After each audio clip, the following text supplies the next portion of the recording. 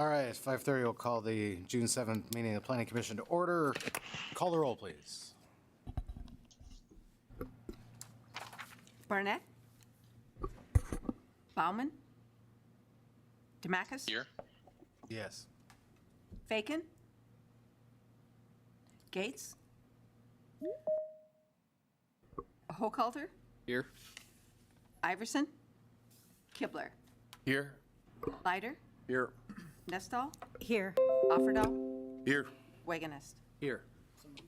Gates is in here. I think she can call her name again. Oh, she is here. Go ahead and call her. Gates? Here, sorry about that. Okay. Thank you. All right, we have a quorum. Rise for the pledge. Allegiance to the flag of the United States of America and to the republic for which it stands, one nation, under God, indivisible, with liberty and justice for all. All right, approval of the May 3rd, 2022 meetings. Is there a motion to approve? Motion to approve. Motion by Commissioner Offerdahl. Is there a second? Second. Second from Commissioner Leiter, sorry. Any discussion? All right, hearing none, we'll call the roll. Barnett? Oh, I'm sorry. Bauman? Yes. Demakis? Yes. Gates? Yes, Hochhalter? Yes. Kibler? Yes. Leiter? Yes. Nestal? Yes. Offerdahl? Yes. Wagonist? Yes. All right, minutes are approved. So the business agenda item first up is a public hearing request on an application from Sean Weeks, representing Bishop Bryan High School for an interim use permit to allow the placement of a modular portable classroom on the property until September of 2029. Purpose is to accommodate the projected growth of their student body while a master campus plan is undertaken to determine their long-term facility needs. The legal description for the property is Outlot 16 of the southeast quarter of the northeast quarter of Section 14, Township 155 North, Range 83 West, less a portion to Outlot 29 and less Sublot B, Ward County, addressed as 216 11th Avenue Northwest. So we'll turn it over to staff for the report. Thank you, Chairman Demakis. So, as a more general location, you did say it was at 216, and yes, it's there. It's also, without using it, the Bishop Bryan High School as its own landmark for something nearby. It's directly to the east of the MSU campus. So, looking at the map on screen, the teal kind of cyan line is the 300-foot notification area, which, if there's anyone in the audience that is here for it tonight, anyone within that 300-foot notification area would have been notified of the public hearing, and in white is the subject property. Looking at just the zoning of the property, it is currently zoned AG, Agricultural District. It's one of the few ag zonings actually that are within city limits. So that's kind of an interesting fact with that. Looking at the future land use map designation, it is currently designated as public, semi-public, which is what you'd expect for a school campus.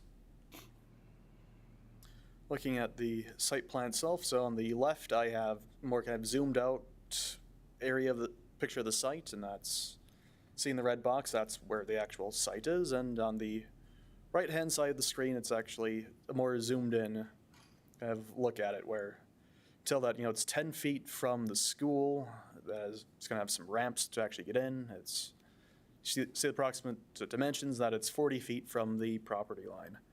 So the application as a whole, I've gone over the site plan, surrounds the installing of these portable classrooms on the east side of the existing building. Time frame for these portals is going to be with an expiration of September 1st, 2029, so approximately 7 years from now. The applicant desires this time frame because they need the actual time to go and do a study, raise funding, and actually build the structure itself. Well, build the replacement structure for it rather than just these portable classrooms that are supposed to be there in the interim. So they will be using this time frame then to actually figure out how they want to proceed with the project. Looking at then the site photo, So this is a photo of the proposed location of the portable classroom. So this is, again, on the east side. This is a photo actually from the private access road that runs past the school.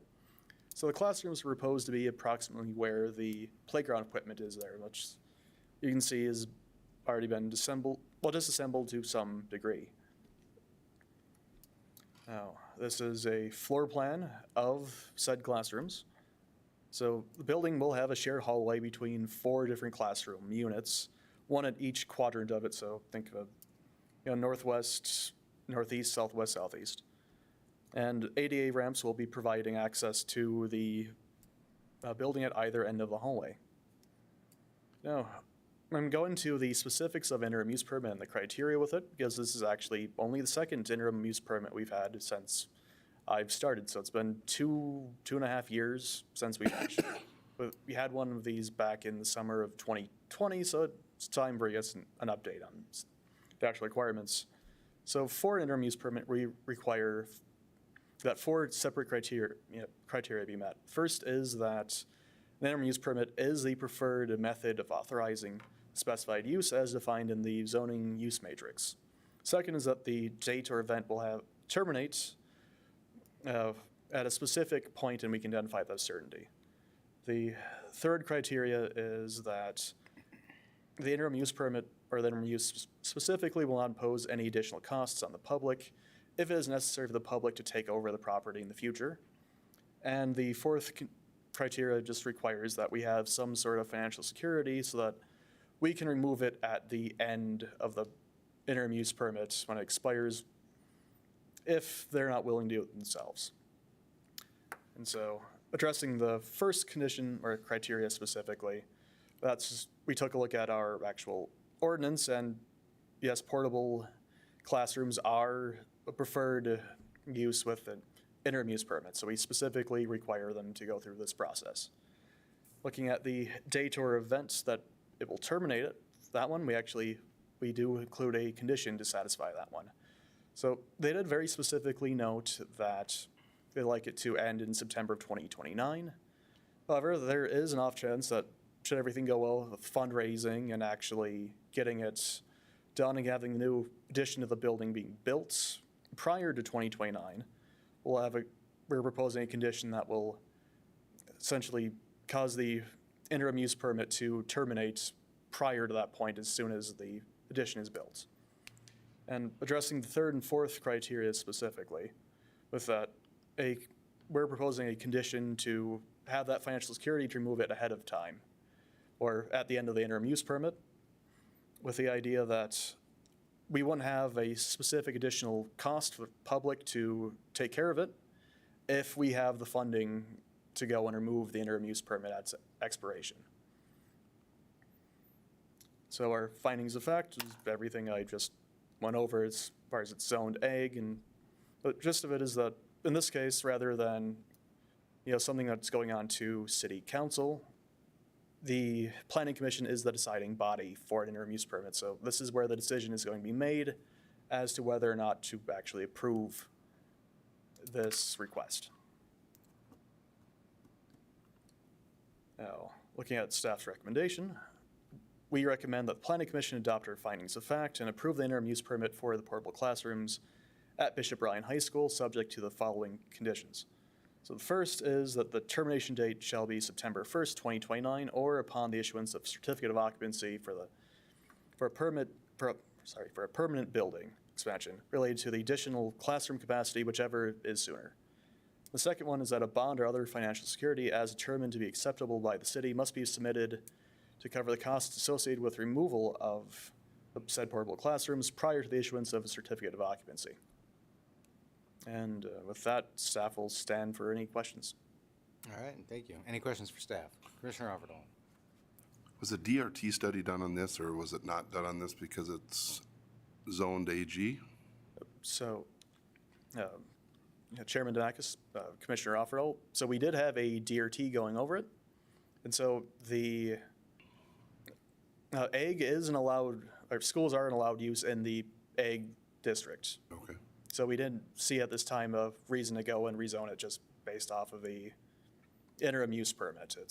Was there any comments from the DRT then, from the fire department or any of the other departments? No, Nope. they didn't have anything. It met separation, it seemed like. And so the fire department actually, not only did we have them chime in at the DRT, we actually also give them an opportunity to chime in after we get the application itself. So they've had two opportunities to give us any, or let us know of any issues they might actually have with the application. And at this point, we haven't received any. Okay, just curious, thank you. Anything else for staff? Yeah, Mr. Chairman. Yeah. Just out of curiosity, I'm just unsure of this language, and so I'm hoping maybe you can just clarify. I mean, this is private property, right? Yep. And as such, when I see that language in there about needing to ensure that the structure would not interfere should the city have to take it over, or the need to bond for the removal of the building, I mean, I just don't know what the relationship then is between a private entity in a educational setting and the city for bonding the removal of something. So just a legal question, I guess, really. Sure. So I'll try to answer that question as best as I can. Commissioner Kibler, so with that, the reason that we'd be requiring a bond, actually, starting with that one, to remove it, is that this structure is not intended to be a permanent fixture on this campus. The idea is that at the end of it, they could certainly decide, we actually want to keep this around. If they go through a process to do that, we need to be able to make sure that it is actually an interim use versus a full permitted use on the property. So that's why we would need the bond to actually take care of that. And then addressing your question regarding going back to the city and being able to take care of it, that's with the idea that the property, let's say they go back on their taxes for so many years, and then they essentially lose control of the property. At that point, to go back to Ward County, might even go back to us. So some public entity will be getting the ownership of the property in the event that does go back on its taxes. If granted, it's a religious institution. I'm not sure offhand if they do actually pay taxes, but that's the idea behind that. So this is a typical part of an application to note that a building, should it be remitted to the city or turned over to the city, there's some provision for that? Standard? So that one is specifically part of the interim uses with the, yeah. Anything further for staff? All right, hearing none, thank you, sir. We will open the public hearing. Is there anybody here who wishes to speak on behalf of the application? Anybody who wishes to speak against the application? Anybody who wishes to speak either way? All right, I'll close public hearing then and turn it over to the commission. Is there a motion on this agenda item matter? Yeah, I'd move to approve. Motion by Commissioner Kibler to approve. Is there a second? I'll second. Motion by Commissioner Offerdahl. Any discussion? All right, hearing none, we will call the roll. Barnett, Yes. Bauman, Yes. Demacus, Yes. Gates, Yes.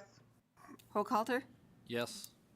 Kibler, Yes. Leider, Yes. Nestal, Yes. Offerdahl, Yes. Wagonist. Yes. All right, motion carries. The permit is granted. The next item is a request on an application from City Manager Harold Stewart on behalf of the City of Minot for a zoning map amendment from C1 Neighborhood Commercial District, C1, to RM Medium Density Residential District, RM. In addition, the request includes an amendment to the future land use map from neighborhood commercial to medium density. The purpose of the request is to align the zoning and future land use of the property with the residential character and use of surrounding residential neighborhood. The legal description is the south 110 feet of Lot 2, Block 1, Ramstead's 3rd Edition, addressed as 106th 4th Avenue Northwest. So we'll turn over staff for a report. Thank you, Chairman Demacus. So this one is on everyone's favorite former gift shop. It's the property that the Home Sweet Home building is on, to some degree at least. So this is, again, our aerial photo. So the property, the subject property for the rezoning itself is the one that's in white. The home sweet home building is the one that's immediately adjacent to it to the west, but it is also slightly on this property.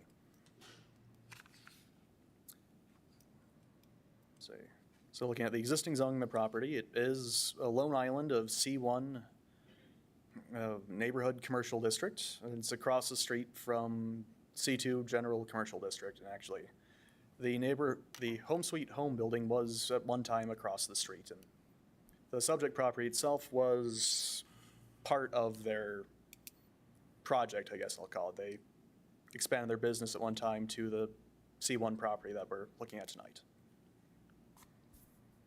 And actually, I should also touch on that. The entire rest of the area, exception of a portion of that parking lot and some buildings to the north, it's all zoned as R3B, which now follows our RM, which is what we're proposing it be rezoned to. So it's in character with the kind of neighborhood. Everything around there is zoned as medium density residential, with the exception of the commercial across the street, which is now occupied by the flood wall. Looking at the future land use map for the property, it's currently showing it as commercial with the conceptual greenway that was drawn up after the 2011 flood. And yeah, everything else on that block, and looking at then a more expanded view of the future land use map, that whole area pretty much between Broadway, 8th Ave Northwest, 3rd Street Northeast, and 4th Avenue Northwest and East. It's all pretty much that same medium density residential that this property is. So it's changing it to medium density residential rather than commercial is fitting with the entire context of the area. So this is a site photo that we took of the property where you can see very clearly the home sweet home building. And the subject property itself, there's that mound of dirt that is next to the home sweet home building. That is on the property where that is the subject property that we're rezoning. So it's right there. So it's right at the cusp of, and there's not necessarily a clear land marker for it because it's a vacant lot currently. So findings of fact, and this is everything I just gone over with it. You do have the right to go and hear this case and either recommend approval or denial of the rezoning and future land use map amendment request.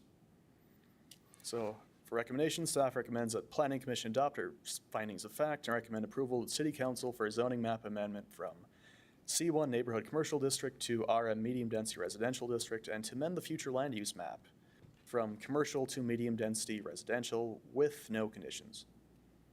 And I will stand for any questions. Very good. Any questions for staff? Yeah, Mr. Chairman, I like many people, I am curious about this building. Does it mean that henceforth it's going to be a residential structure? So Commissioner Kibler, with that, so we are rezoning it currently so that both properties on is residential. Staff actually did a walkthrough of it today, and it's going to need a lot of work before it can actually be brought in up to code for residential as it is. So it would take excessively more to even bring it up to the point where it would be commercial already. So Okay. we're going to make it residential. If someone's interested in buying the properties at some point, they can certainly go through a process to try to rezone the property, but that would also take a lot more work to get it commercial ready. All right, thank you. Anything else for staff? Okay, very good. Thank you, sir. With that, we will open the public hearing. Is there anybody who wishes to speak on behalf of this application? Anybody who wishes to speak in opposition?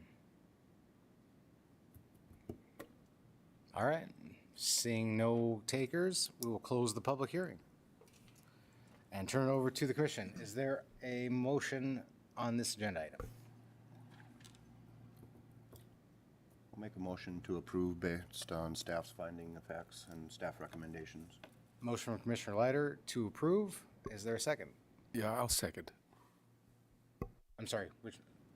Sorry, Commissioner Kibler. I didn't see. I wasn't looking that way. Sorry. We have a motion and a second. Any discussion? Okay, we'll call the roll. Barnett, Yes. Bauman, Yes. Demacus, Yes. Gates, Yes. Hochhalter, Yes. Kibler, Yes. Leider, Yes. Nestal, Yes. Offerdahl, Yes. Wagonus. Yes. Motion carries. Very good. The other issue on the agenda is iPad discussion. So, Yes, Mr. What's- Chairman, several years ago, the city bought iPads for all the planning commissioners. I understand that many of them don't work anymore. This is our budget season, so I'm preparing a budget for my office for next year. So I thought it'd be a time to ask the commissioners, A, does your iPad still work if you have one? If not, B, do you want a new one for next year? We can just go around the room. If you want another iPad for next year, let me know. Start with Todd. Mine's still working. Okay. I don't use it, Okay, so I'll just bring the older one back and continue using a laptop, if that's all right. that's okay. I'm intrigued by the idea of an iPad, but is it some kind of funny usage where we have to keep it sacred and special for the planning commission? And, That's correct, yes. yeah, I don't want Okay, I currently have one and it's still working and I use it, so Okay. I'll just keep the one I have. very good. Thank you. I've got one. I'm not sure if it works because I haven't used it in a while. So, I Okay. don't need one. Very good. Mine is working as well, so I'm good.